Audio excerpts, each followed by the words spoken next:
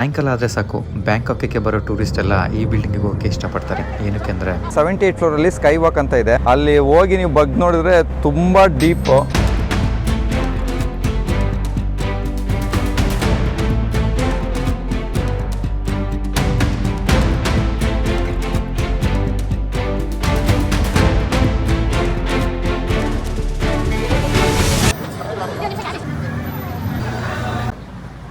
China ಟೌನಲ್ಲಿ ಏನೇನೋ ತಿನ್ನಬೇಕು ಅಂತ ಹೋಗಿದ್ದೆ, ಆದರೆ ಏನೂ ತಿನ್ನೋಕ್ಕಾಗಲಿಲ್ಲ. ಏನಕ್ಕೆ ಅಂದರೆ ಅಲ್ಲಿ ಬರೋ ಒಂದು ವಾಸನೆ.